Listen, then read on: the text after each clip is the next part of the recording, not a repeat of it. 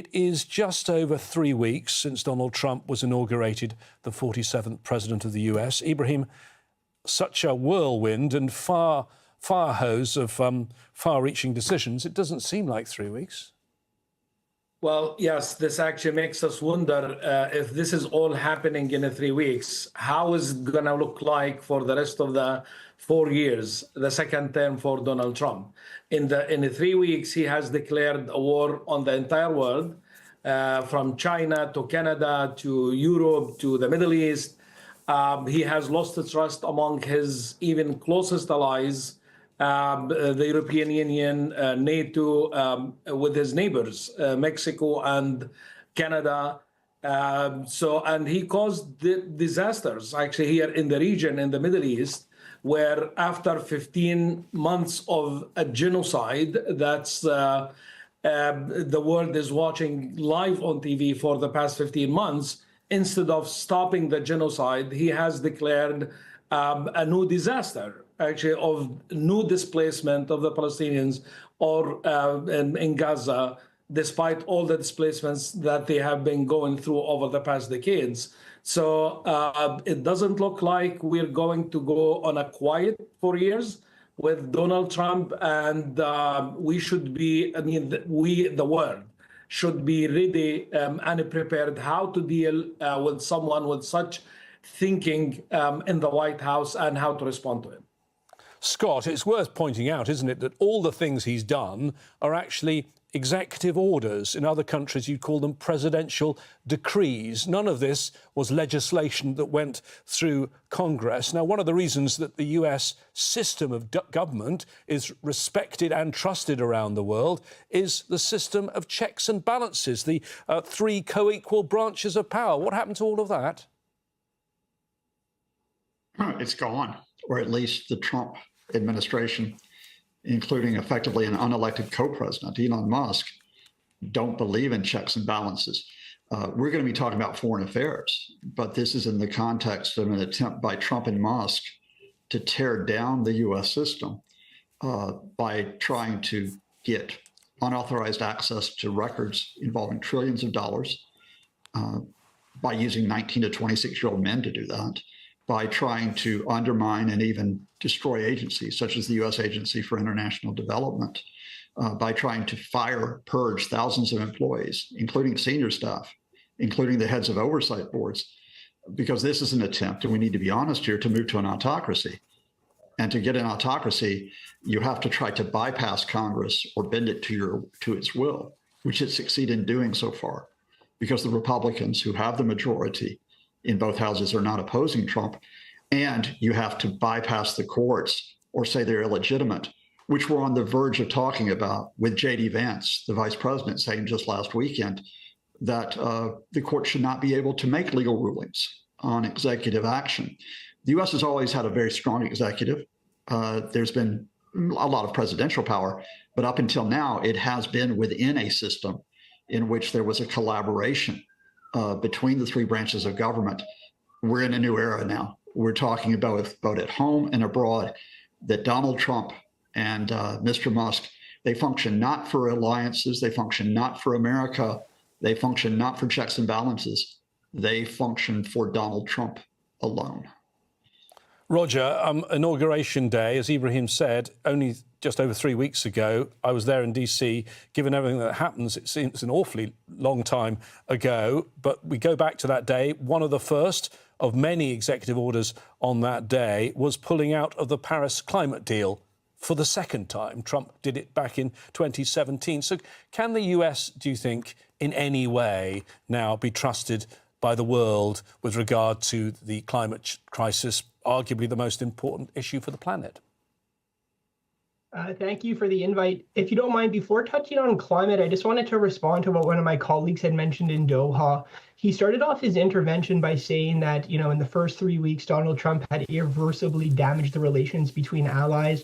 There's no doubt that there has been a shock and there's a new dynamic of negotiations. But 3 weeks in my opinion, it's just too early to say so bluntly that, the relations are irreversible. Yes, there's been some very inappropriate and unfortunate comments regarding, let's say, Greenland or even my own country from Canada.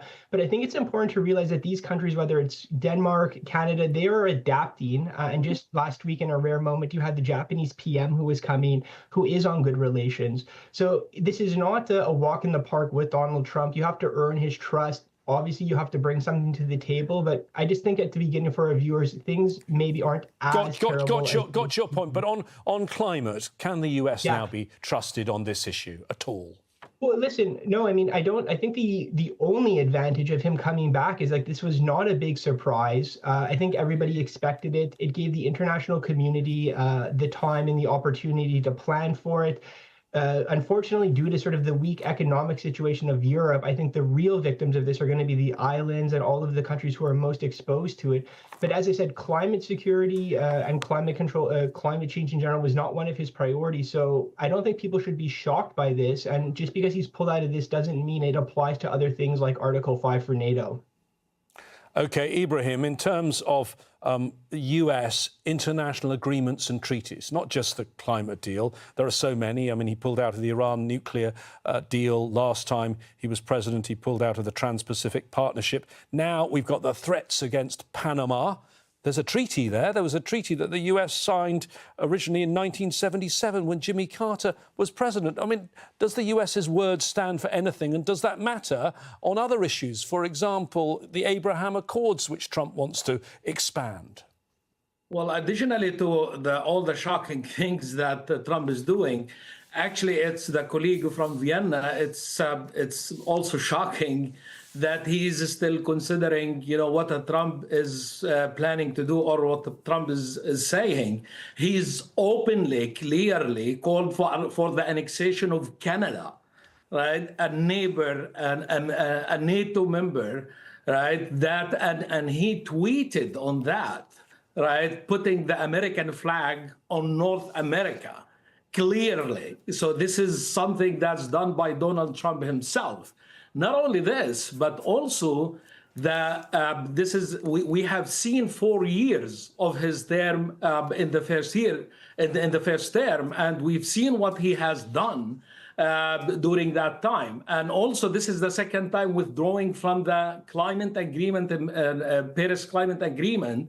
So, what additional evidence that do we need to see that in order to what he calls to earn the trust? You have someone who's calling for the displacement of an entire population in Gaza, right, undermining international law. We should all be extremely concerned, not only about what Trump's saying, but the implications for international law, undermining international law, whether it's in terms of withdrawing from the climate change agreement or for continuing a genocide. Basically another form of genocide. And here he's raising the threshold for what the world community is or can tolerate in terms of what Trump is coming from a superpower, calling for a clear displacement of an entire community. Panama, for example, the Panama Canal, but more importantly, perhaps, because they're NATO countries, Greenland, which is part of the Kingdom of Denmark, and Canada, which he, as we heard there, he wants to make the 51st state, he says. I mean, these are close friends of the United States. That's the bit that seems most shocking to me. I mean, even if he doesn't follow through on some of these things, what do you think it sets as a precedent, given the backdrop of the invasion of Ukraine, given the fact that we know China thinks that Taiwan belongs to China? Well, I think that's an interesting contrast between Ibrahim and Roger in how they see Trump. Ibrahim's point of view is that you just can't deal with Trump, that there's no way to engage with it. Whereas if I understand Rogers correctly, he's saying, look, you can still engage with Trump on specific issues like the Japanese have tried to do. I mean, my point of view here is that you can engage with Trump, but you can engage with him as a transactional president. In other words, you have to give Trump something which is not something for America. It's something that makes Donald Trump look good. And that may not match up to American interest. It certainly doesn't match up to multilateral interest. I think that's the starting point. The Trump folks don't think in terms of multilateralism. As Marco Rubio, the new Secretary of State, said, the post-war international order is obsolete. And that means former allies have to recalibrate. The European Union has to recalibrate. Gulf states have to recalibrate. Japan has to recalibrate how they make these approaches. My worry here, beyond all of this is, and this is what's different about Trump 2.0, is that Trump is damaging the U.S. institutions that you deal with. So, for example, there is a ban on climate change. You cannot mention it if you're a U.S. agency now. U.S. scientists are barred from collaborating with international colleagues, not only on environmental issues, but on health issues.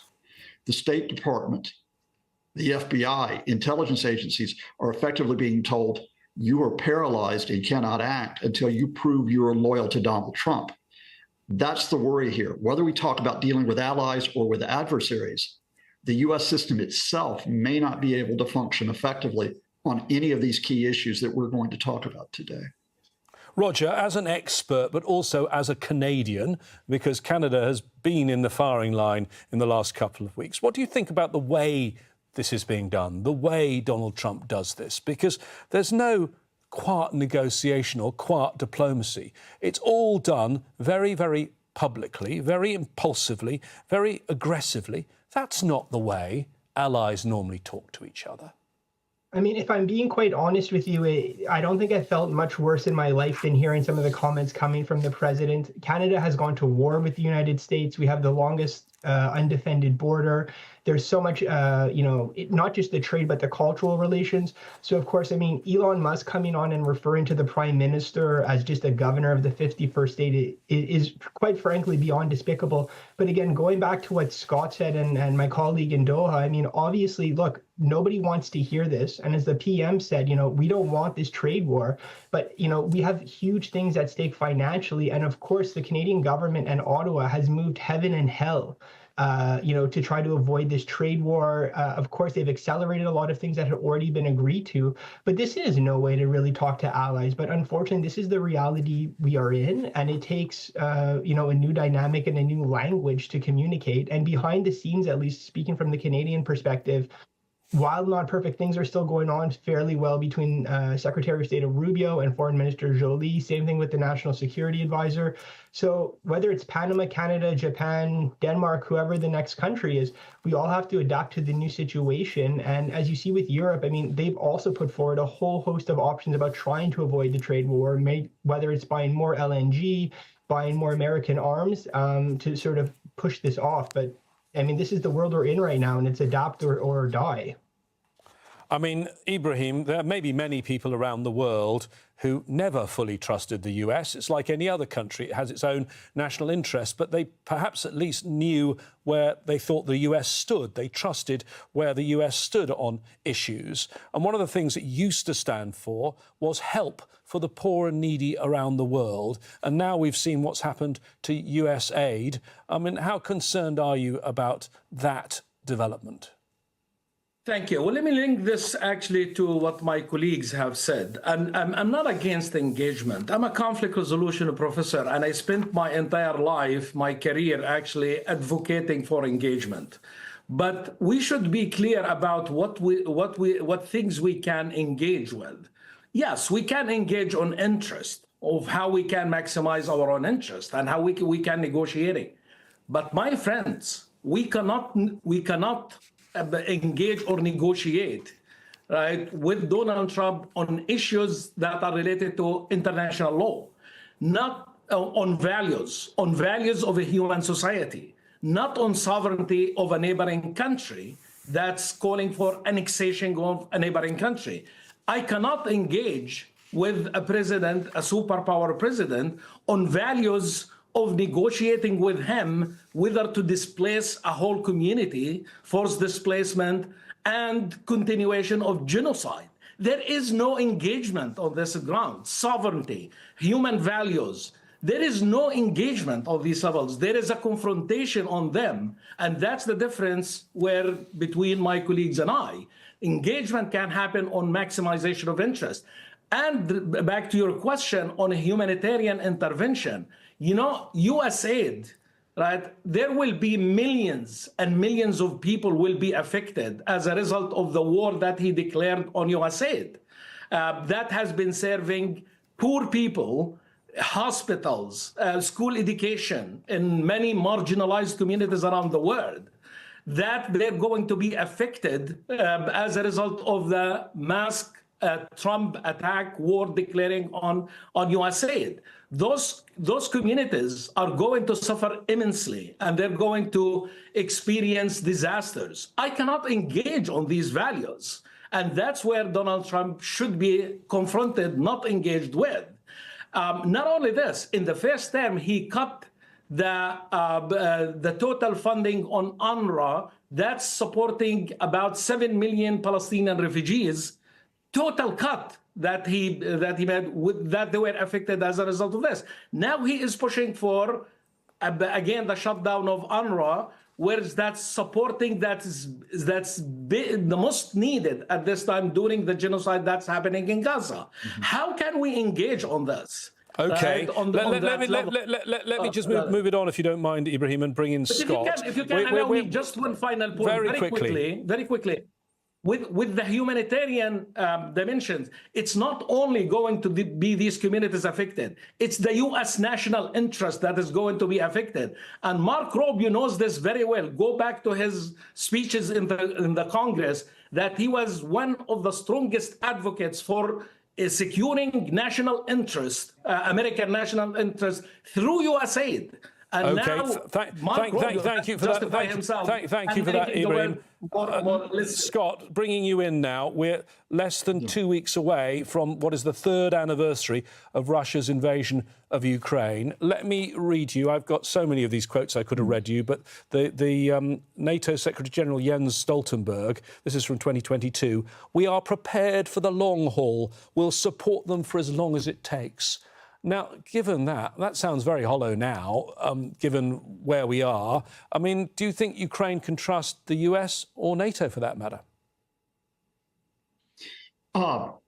Certainly, Ukraine cannot trust the Trump administration. And certainly the starting point, and I agree with Ibrahim on this, is that, you cannot engage with Donald Trump when it comes to, for example, ethnic cleansing of Gaza. That's unacceptable. And the question regarding Ukraine and Russia is, can you engage with the Trump administration to ensure continued support of Ukraine against that invasion, which is going to be entering its 4th term fairly soon? Here we have a bit of a complexity where you can't necessarily go on a yes-no issue. And that is, first of all, Donald Trump himself doesn't have much knowledge of Ukraine and Russia. So the question is, what form would that negotiation take? The starting point for that probably is that Ukraine will accept a Russian occupation of parts of Ukraine in the short term in return for security guarantees, whether that's an actual invitation to join NATO or a guarantee of support from NATO members with continued aid. Now, there are certain members of the Trump administration who have indicated they may be open to this. That includes the envoy for Ukraine, Keith Kellogg. It includes the National Security Advisor, Mike Waltz. The problem here is will they be the adults in the room who will be listened to, or will Trump, in terms of being very impetuous, decide, look, on his own accord, or through someone like his personal friend, Steve Witkoff, we're going to negotiate directly with the Russians. There are indications that Trump is actually moving towards that point of view. I think we'll see at the Munich Security Conference this weekend, where Vladimir Zelensky will meet U.S. officials for the first time, Vice President Vance, Treasury Secretary Bessent, whether or not you can not trust the United States, whether or not the Trump administration can be part of the conversation for the long-term security of Ukraine, or whether Ukraine and the rest of the international community has to step up to give Ukraine those assurances, while the United States may put itself on the sidelines or even on the side of Vladimir Putin. Yeah, Scott, I think Munich will be important, and I'm going to be there covering it for Al Jazeera. Roger, NATO, 75 years old last year. They gather again for their summit in June. Donald Trump will be there. Give us an idea, not just on Ukraine, but how do you think NATO allies are going to be feeling right now? Pretty uneasy, I would think. Yeah, James, if I just may comment back on what Scott said, I mean, obviously the way Kiev and the Zelensky administration is dealing with it, I mean, I think they've actually stepped up to the plate quite well. They understand the audience, and correct me if I'm wrong, Scott, I mean, I think you have Treasury Secretary Bessonnet now in Kiev looking at sort of the rare earth minerals and whatnot. So again, just for the viewers, I mean, it's not an optimal situation, but Kiev has adapted to the situation. They know that this is sort of a legacy issue for Trump about getting peace. So again, whether it's the rare earth minerals, yeah, but Roger, sorry, the rare earths, for example. I mean, the US used to do things because it believed in freedom and democracy, not for transactional reasons, didn't it? I agree, but I mean, at the moment, the number one priority for Kiev right now is survival and making sure that the line doesn't collapse any faster than it's going now. Again, it's not things would have been much different if Vice President Harris had won it, but this is the reality of the situation, and they're evolving as things go. We can talk on another episode about values and whatnot, but as I said, I mean, Russia now, there was the prisoner exchange yesterday, and as you see from the tweets also, James, I mean, it's, you know, Trump has said massive sanctions to come unless Russia comes to the table. Russia doesn't seem inclined to want to negotiate right now at the moment. So the way the optics are looking, at least it might be better for Kiev. When it comes to NATO, I mean, 75 years, there's been all types of flavors of issues. 1974 with Turkey and Cyprus, you had the Iraq War. Again, I think just like my earlier comment about the Paris Climate Accord, I mean, I think people and the brain trust within NATO have thought about this for a while. There's a lot of backup plans.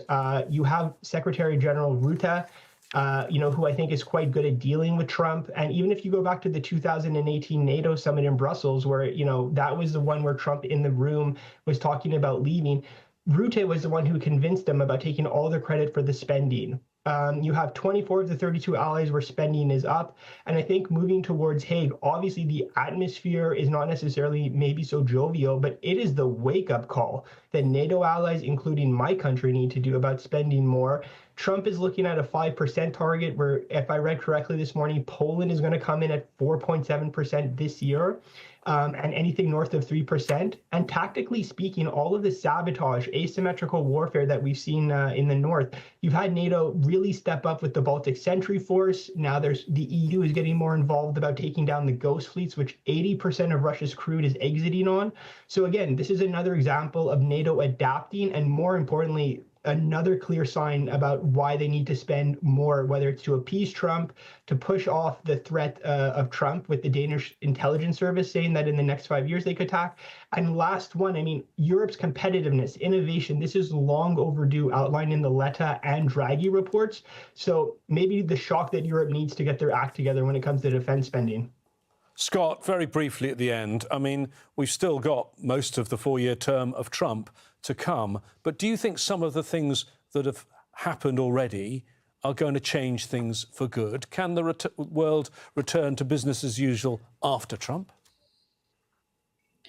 Not at the moment, because while there may be the ability to deal with Trump, even to maneuver with Trump on individual issues, you know, we've talked about tariffs, for example. We've talked about Ukraine, for example. On other issues, there is not room to maneuver with Trump right now. Israel, Gaza is one of them. But more importantly is the context of that beyond Trump, you have to talk about what is the state of the U.S. system. And here we need to be open and clear. What is being carried out right now in the most serious threat to the United States in peacetime since 1865 is an attempt by Donald Trump and his allies, including people like Stephen Miller, including people like Elon Musk, to break the U.S. system. Entire agencies like USAID suddenly swept aside.